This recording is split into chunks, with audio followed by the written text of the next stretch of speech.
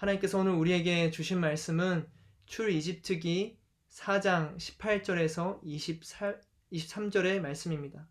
4장 18절에서 23절의 말씀을 제가 읽을 텐데요. 여러분들 함께 눈으로 또 입으로 따라 함께 읽어주시면 감사하겠습니다.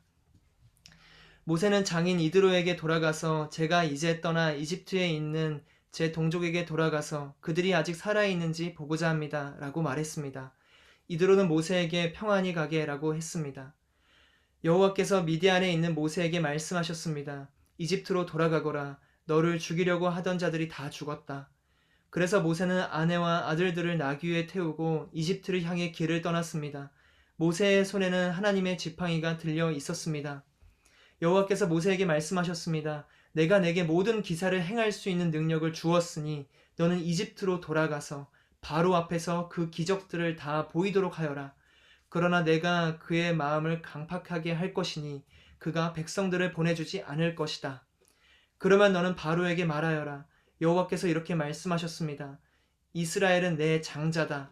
내 아들을 보내 그가 나를 경배하게 하라고 내가 내게 말했지만 너는 그를 보내기를 거부했다. 그러므로 내가 내 장자를 죽일 것이다. 아멘. 우리 하나님의 지팡이를 잡고 있나요? 라는 제목으로 안사무엘 목사님 나오셔서 말씀 선포해 주시겠습니다. 네, 여러분 안녕하세요. 네, 저번 주 그룹별 누텔라 잘 하셨나요? 또 그렇게 각자 또 그룹별 누텔라 가지시고 또 이렇게 모여서 또 여러분들과 함께하니 너무나도 반갑습니다. 네, 오늘 화면에 보니까 또 뭐 아기도 있고 또 혼자 들어오신 분도 있고 부부로 들어오신 분들도 계신데요. 여러분들 또 이렇게 만나 뵈니까 너무나도 반갑습니다.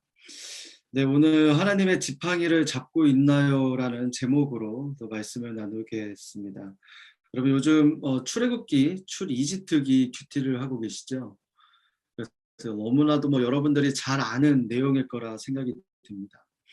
그렇지만 또 그 잘 알고 있는 내용이지만 그 안에서 오늘 큐티에서 주시는 그 본문을 가지고 우리가 조금 더 디테일하게 들어가 보도록 하겠습니다.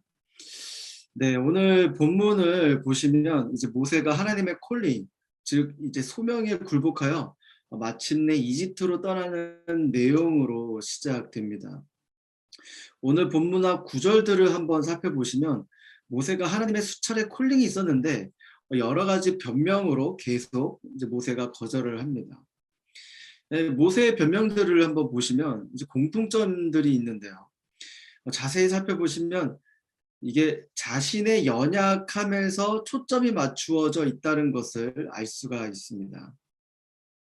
그가 이제 요번 본문 말고 이제 여러 차례 한 5차례 정도가 언급이 되는데요. 출애굽기에 말이 어눌해서 말이 부족해서 막 이런 부분들로 자신의 연약함으로 기반된 변명들을 늘어놓으면서 하나님의 그 소명, 그 콜링을 계속해서 거부하고 있었습니다.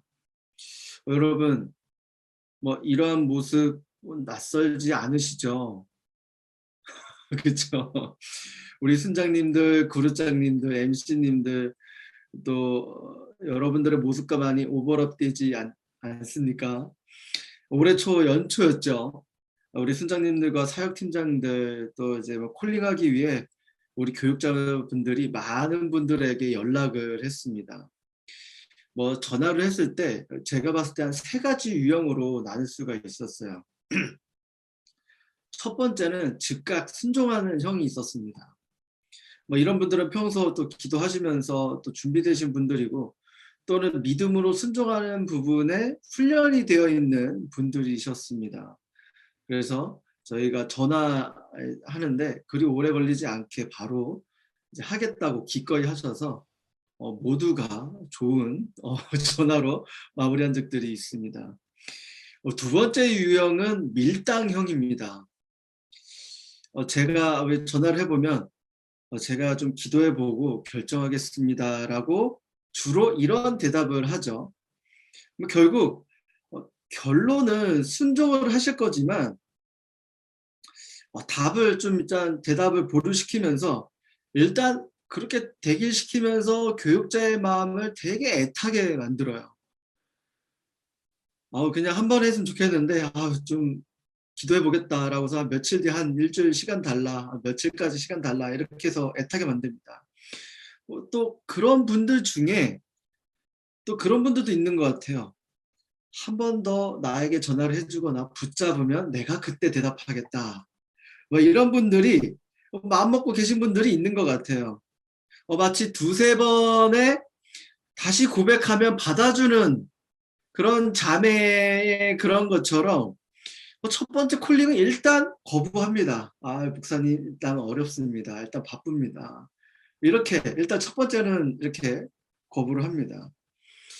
아무튼 또 세 번째 마지막 유형은 모세형입니다.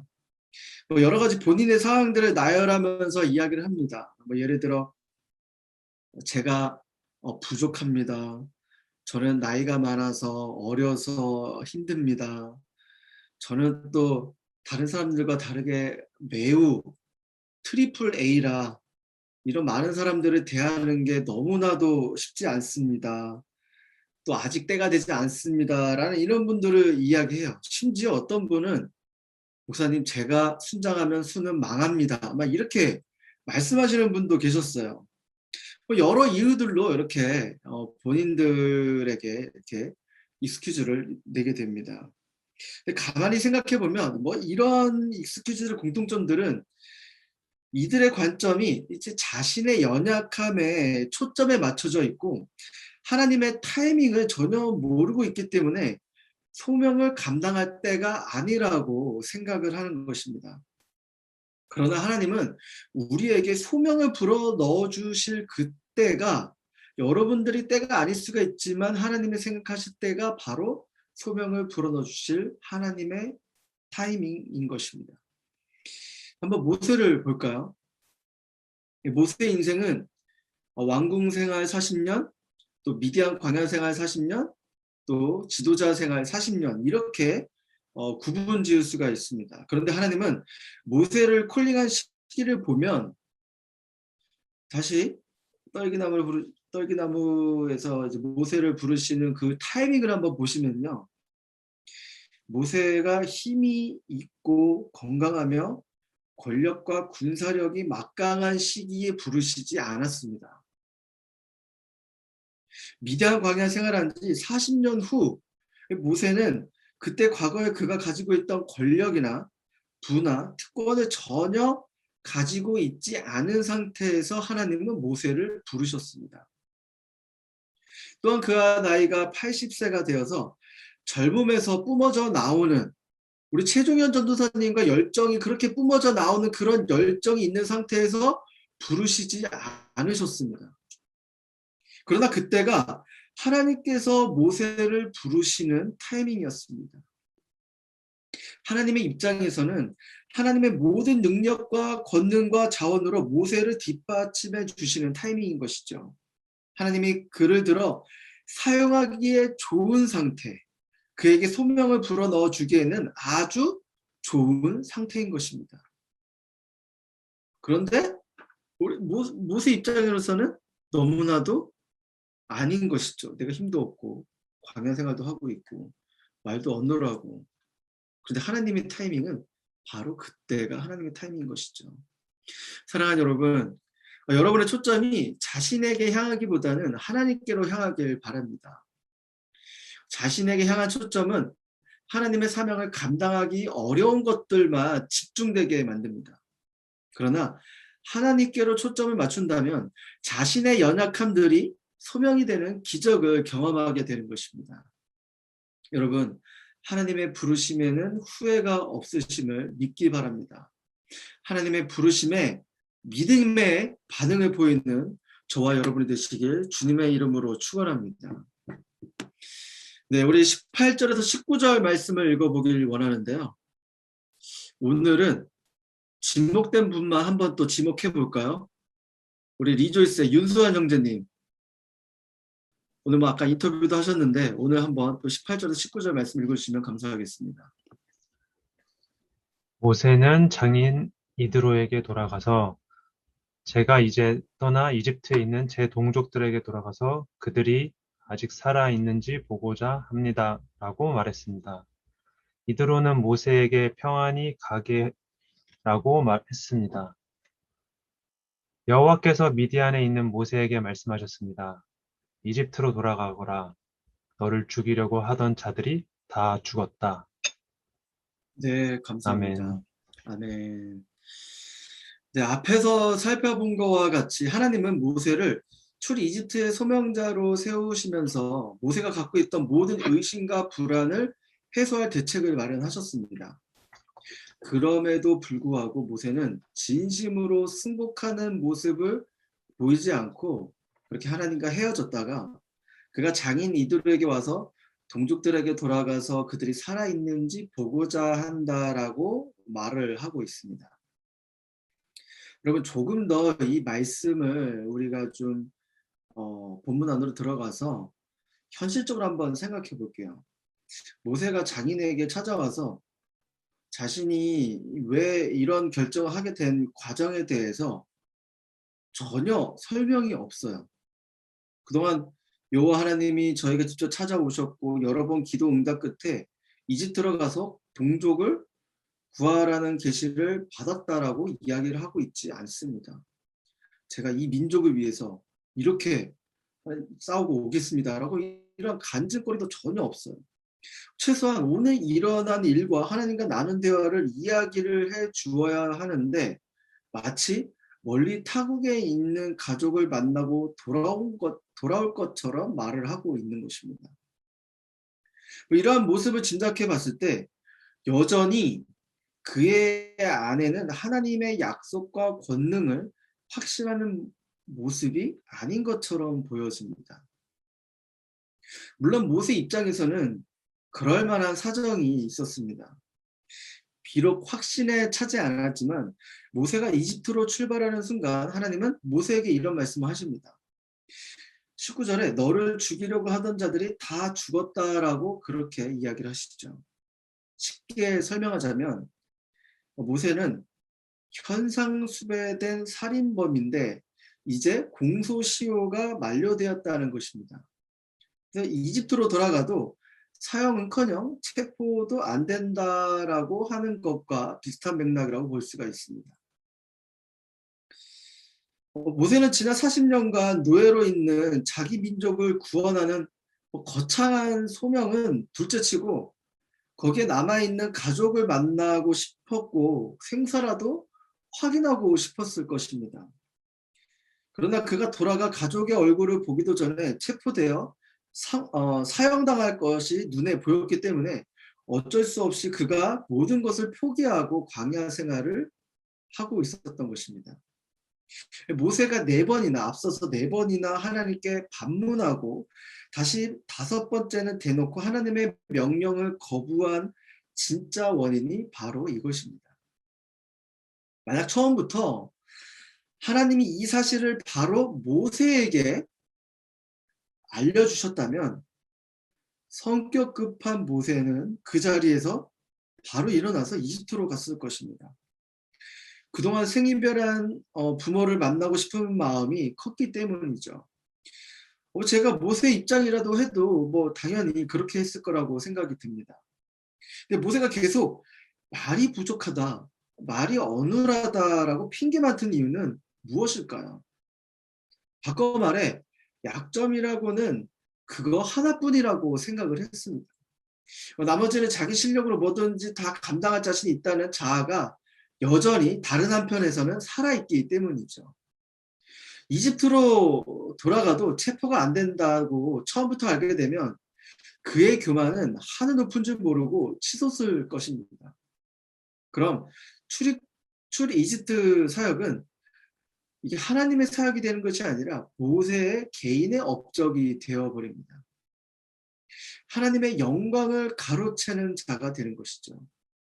최소한도 자기밖에 그 일을 감당할 자가 없어서 하나님이 나를 택했다라는 그 자랑이 은연중에 있었을지도 모릅니다.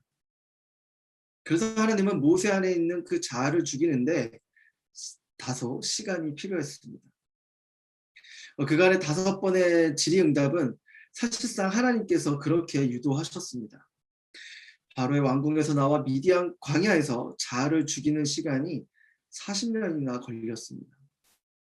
모세 스스로도 이제 바로의 왕궁에서 나와 모세 스스로도 이제 출 이집트가 자기에게 준 하나님의 계획이라고 믿었습니다.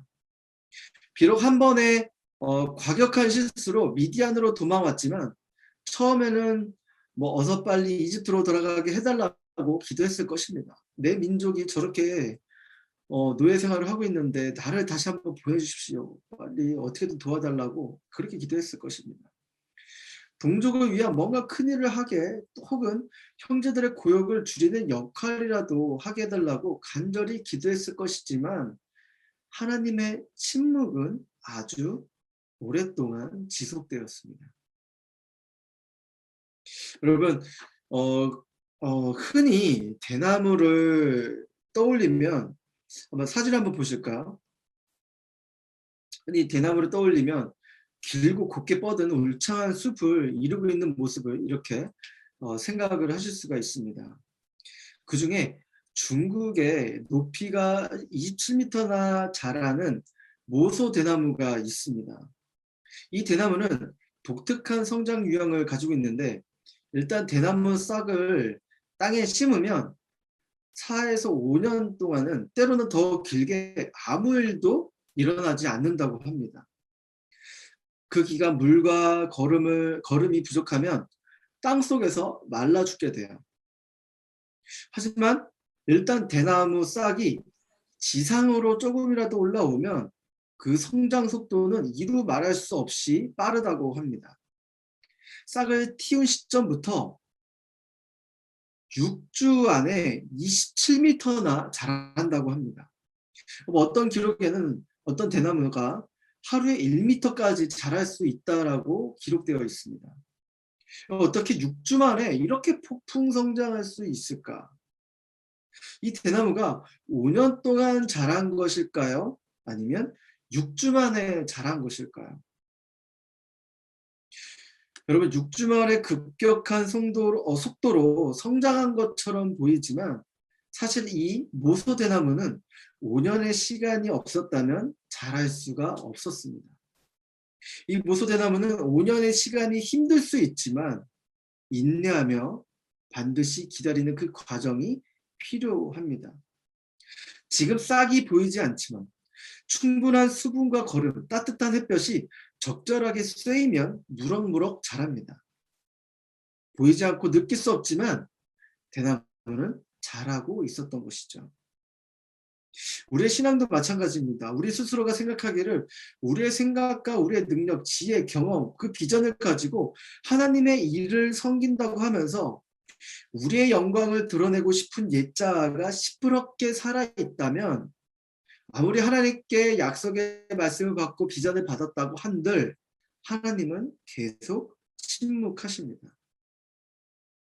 그리스도를 대적하는 우리의 옛자를 죽이기 위해 하나님은 우리에게 침묵하는 시간을 허락하십니다. 비록 광야 같은 생활 가운데 하나님이 여전히 침묵으로 우리의 기도를 응대하시지만 여러분 보이지 않을 뿐이지 우리는 계속 하나님께 훈련되어지고 있는 것입니다. 물이 끓는 임계점이 있듯이 우리의 신앙의 여정에도 폭발할 날이 반드시 옵니다. 당장 눈앞에 우리가 원하는 결과를 얻기 위해 우리의 것으로 하나님의 일을 진행하기보다는 매일매일 믿음의 뿌리를 내리기 위해 우리의 모습을 돌아보는 것이 필요합니다.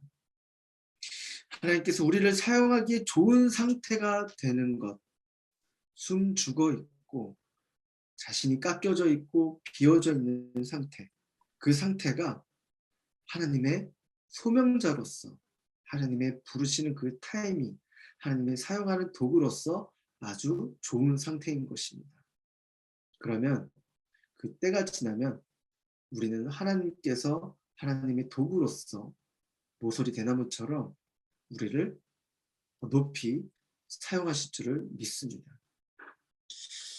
그래서 여러분들, 저와 여러분은 늘 우리의 삶 가운데서 우리 스스로를 돌아보면서 늘 자아를 죽이시길 바라겠습니다. 그러면 언젠가 하나님이 우리의 때가 아닌 하나님의 때에 맞게 우리를 들어 사용하실 줄을 믿습니다.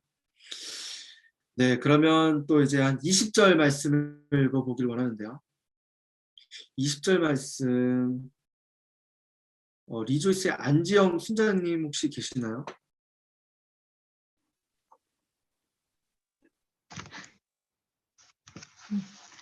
계시네요. 한번 20절 말씀 읽어주시겠어요? 네. 그래서 모세는 아내와 아들들을 나귀에 태우고 이집트를 향해 길을 떠났습니다. 모세의 손에는 하나님의 지팡이가 들려 있었습니다. 네, 감사합니다. 아멘. 네. 모세는 하나님의 명령에 순종하여 아내와 아들들을 데리고 이집트를 향합니다. 그런데 20절 하반전에 특이한 표현이 기록되어져 있어요. 어떻게 말하고 있나요? 모세의 손에는 하나님의 지팡이가 들려 있었습니다. 여러분, 하나님의 지팡이는 따로 없었습니다. 그 자리에서 하나님께서 모세에게 나무를 깎아 만들어 준 것도 아닙니다. 금으로 도금하거나 거창한 장식을 달아준 것도 아닙니다.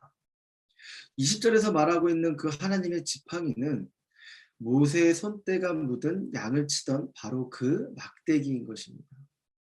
문자 그대로 모세의 지팡이지 하나님의 지팡이가 아니었습니다. 그런데 이제 모세의 그 지팡이가 하나님의 지팡이로 지칭되고 있습니다. 모세의 손에 지팡이가 들렸다는 것은 무엇이냐? 하나님이 그와 함께 동행한다는 증거입니다. 우리의 힘은 바로 여기에서 나오는 것입니다. 겉모습은 별다를 것이 없지만 능력이나 자질은 뛰어나지 않지만 하나님이 함께 하시기 때문에 그 누구보다도 능력이 있고 뛰어난 사람이 되는 것입니다. 하나님이 모세와 함께 동행하시니 모세는 이집트의 절대자 바로를 압도하고 굴복시킬 수 있는 것입니다. 우리의 능력은 하나님이 동행하시면서 나오게 되는 것입니다. 하나님은 언제나 우리와 동행하시죠. 우리가 그것을 느끼지 못할 뿐이지 우리와 함께 하십니다. 문제는 우리가 하나님과 동행하느냐입니다. 하나님과 동행은 하나님께서 관건적으로 우리에게 또 진행하시기도 하지만 우리가 그 동행을 발견하고 순종해야 하는 것입니다. 제가 읽었던 책이고 성경 공부 교재이긴 하는데요. 헨리 블랙가비가 목사님이 지은 하나님을 경험하는 삶, 그 책을 보게 되시면요. 이런 것들이 있습니다. 한번 PPT 띄워주시겠어요? 첫 번째 보시면 하나님은 항상 당신의 주위에서 일하고 계십니다. 하나님은 당신과 실제적이고 개인적이며 지속적인 사랑의 관계를 추구하십니다. 하나님은 당신이 그분의 일에 참여하도록 당신을 초청하십니다. 하나님은 하나님 자신과 자신의 목적과 길을 보여주시기 위하여 성령님에 의해 성경과 기도와 환경과 교회를 통해서 말씀하십니다. 하나님의 부르심은 항상 당신을 믿음의 갈등으로 몰아넣으시고 결과에 따른 행동을 요구하십니다. 당신은 하나님의 역사에 참여하기 위해서 당신의 인생을 하나님의 뜻에 맞게 조정해야 합니다. 저는 맨 처음에 이것을 읽고 나서 깨닫고 나서는 정말 이대로 우리 한번 적용하기 위해서 정말 많은 노력을 했던 것 같아요. 언제나 나와 함께 일하시는 하나님, 그리고 언제나 나에게 하나님의 그 사역에 동참하기를 원하셔서 초청을 하고 계시는데 내가 그것을 발견하기 위해서 어떠한 영적인 민감함을 가지고 내가 준비해야 하는가. 그리고 그 초청을 발견했다면, 하나님의 일하심을 발견했다면 과연 나는 이 부르심에 순종할 것인가 말 것인가. 그러나 그 순종함에 있어서는 분명히 쉽지 않은 결단이 필요하다는 것을 깨닫게 됐어요. 그래서 그것을 무릅쓰고 결단을 했을 때 하나님이 나와 함께 역사하시고 하나님을 경험하는 것이 피부로 느껴질 정도로 저는 이 부분에서 너무나도 많은 노력을 했고 그렇게 하나님께 간구를 했거든요. 그래서 한번 지금 또 여기서 말하는 요점은 하나님은 항상 우리 주위에서 일하고 계시는데 우리와 동행하고 싶어 하시고 하나님의 일에 참여하도록 우리를 초청하신다는 것입니다. 그러나 5번에 보시면 하나님의 부르심에는 믿음의 갈등이 있습니다라고 기록되어 있어요. 보시면 모세가 광야에서 다시 이집트로 가야 할지 말아야 할지 선택의 기로에 몰아 넣으셨습니다. 그래서 모세는 하나님의 역사에 참여하기 위해 모세는 하나님의 뜻에 맞게 익숙한 곳, 자기가 안정된 곳을 떠나 가족들을 데리고 다시 이집트로 향해야 했습니다. 그러면서 오늘 본문에 해당되진 않지만 여러분들이 아시다시피 출 이집트 사건을 통해 모세는 하나님과 동행함으로 하나님을 대면하기도 했고요. 하나님의 능력으로 수많은 기적들을 일으키는 믿음의 조상이 되었고 또 하나님을 너무나도 경험을 잘하는 믿음의 조상이 되었습니다. 이렇듯 하나님은 우리와 개인적이고 실제적이며 지속적인 관계를 원하시기 때문에 언제나 하나님은 우리와 동행하기를 원하십니다. 우리를 통하여 하나님의 일을 행하시는 분이시기 때문입니다. 그러나 우리가 하나님의 초청에 불순종하고 뜻에 맞게 삶을 조정되지 않는다면 하나님은 언제나 우리와 함께 계시지만 우리는 전혀 모른 채 살아갈 수가 있습니다. 그런 삶을 사는 세상 사람들이나 교회를 다니고 있는 사람들도 하나님을 우리와 동행한다는 걸 그것을 더욱더 실제적으로 이런 관계적인 부분을 소홀히 여긴다면 하나님의 능력을 당연히 모르고 인간적인 방법과 인간적인 지혜로 이 세상을 살아가려고 하는 사람들인 것입니다. 여러분 다시 본문으로 돌아가서 이집트의 우리가 외적인 상황은 전혀 바뀌지가 않았습니다. 어쩌면 모세가 떠났을 때보다 이집트는 더 부강해졌을지도 모릅니다. 또 바로가 히브리인들을 학대하는 것도 여전했을 것입니다. 유일하게 바뀐 것은 모세 본인이 하나님의 초청에 자신의 삶을 그의 뜻에 맞게 순종하면서 공허하게만 들렸던 하나님의 그 약속의 말씀이 이제는 살아 역사하시는 능력으로 다가오게 된 것입니다.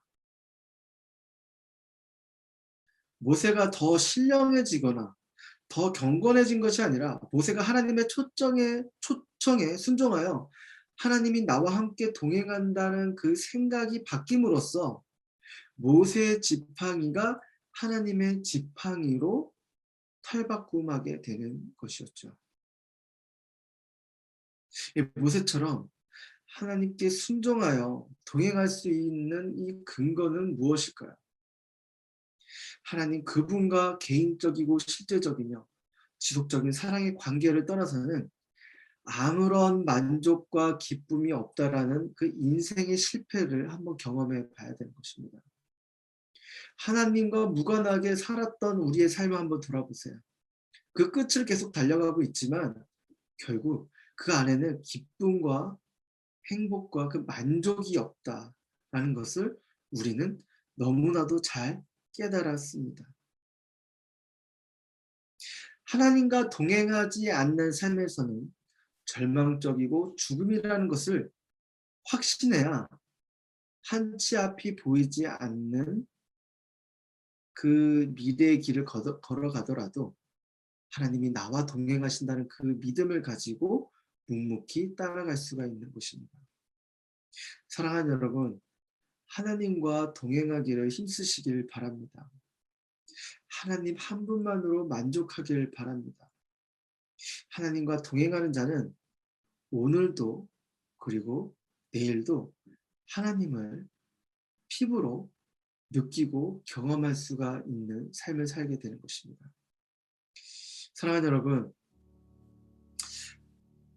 하나님은 현재 우리를 하나님의 사람으로 부르셨습니다. 리더로 부르셨습니다. 또한 하나님의 사람들은 지금도 찾아 하나님을 초청하고 계십니다. 그럴 때 우리에게 우리 자신에게 향한 초점으로 인해 불순종하는 사람이 되는 것이 아니라 하나님께 초점을 맞추어 하나님의 타이밍에 즉각 기쁘게 순종하시길 바랍니다.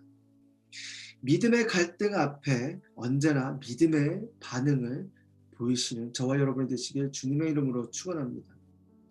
하나님의 초청에 그 믿음의 반응을 하기 위해서는 우리는 자아를 죽여야 되는 것입니다. 나의 능력, 나의 경험, 나의 지혜, 이러한 것들로 하나님의 사역을 감당하는 것이 아니라 그 모든 생각들을 예수 그리스도, 대적한 그 모든 생각들을 예수님 발 앞에 던져놓고 우리는 매일 옛자를 죽임으로 모소대나무처럼 믿음의 뿌리를 깊이 내리시기를 바라겠습니다. 그리고 하나님의 때를 묵묵히 기다리길 바라겠습니다. 그리고 마지막으로 언제나 우리 손에는 하나님의 지팡이를 들고 사시기를 바라겠습니다. 개인적이고 실제적이며 지속적인 그 사랑의 관계 안에서 나와 함께 하시는 하나님이 그 하나님을 통해 이 어둡고 혼잡하며 이 혼란스러운 이 세대를 넉넉히 살아가며 또 이길 힘을 주실 줄을 믿습니다. 그래서 저와 여러분은 오늘도 그 하나님의 지팡이를 들고 앞에 보이지 않는 나의 미래와 또 우리에게 맡겨진 영혼들, 그리고 앞으로 우리에게 주실 그 소명들과 그 사명들을 굳게 붙잡고 나아가는 저와 여러분이 되시길 주님의 이름으로 축원합니다. 우리 이 시간 말씀을 붙잡고 기도하기 원합니다. 부르심에 후회가 없으신 하나님, 오늘도 우리는 SNS의 리더십으로 불러주시고 우리에게 소명을 불어넣어주심을 감사합니다.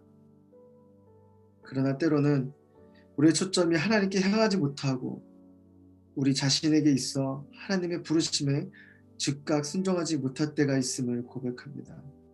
주님, 언제나 하나님의 부르심에 기꺼이 순종하며 나아가는 우리 모두가 되게 하여 주시옵소서. 내가 눈을 들어 나의 도움이 되시는 하나님을 바라보며 순종하는 리더십이 되게 하여 주시옵소서. 우리 이 시간 하나님의 부르심에 기꺼이 순종하는 리더십이 되게 해달라고 같이 함께 기도하며 나아가겠습니다. 사랑의 하나님 아버지, 그렇습니다. 우리 하나님의 부르심에 기꺼이 순종하는 우리 모습들로 삼아 주시옵소서. 하나님, 계속해서 내가 무엇을 잘하고 나의 경험과 지혜와 또 나의 모든 것들, 능력들을 믿고 하나님의 사역을 하는 것이 아니라 개인적이고 실제적이고 지속적인 그 하나님의 그 사랑의 관계를 추구하며 하나님의 부르심에 즉각적으로 기꺼이 순종하며 나아가는 우리 모두가 되게 하여 주시옵소서. 주여 성령 하나님 아버지, 자꾸 부족한 나의 연약한 모습들로 집중되는 것이 아니라 나의 눈을 들어 여호와 하나님께 시선을 고정하여 내게 힘 주시고 능력 주시는 언제나 나와 동행하시는 그 여호와 하나님을 바라보며 나아가는 존재가 되게 하여 주시옵소서. 주여, 그러한 리더십들이 되기 원합니다. 그러한 내가 되기 원합니다. 주여 하나님 아버지, 계속해서 여호와 하나님을 바라보기 원하고 우리의 눈을 주여 하나님께 고정시켜 주시옵소서.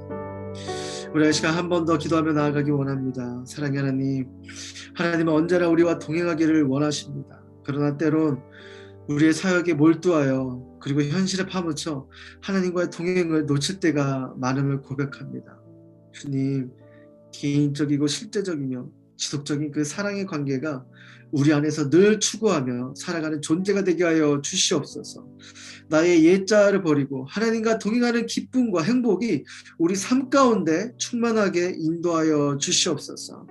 우리 씨가 하나님과 동행의 기쁨을 회복하게 해달라고 함께 기도하며 나아가겠습니다. 사랑의 하나님 아버지, 우리 씨가 하나님의 그 지팡이를 붙들고 나아가기 원합니다.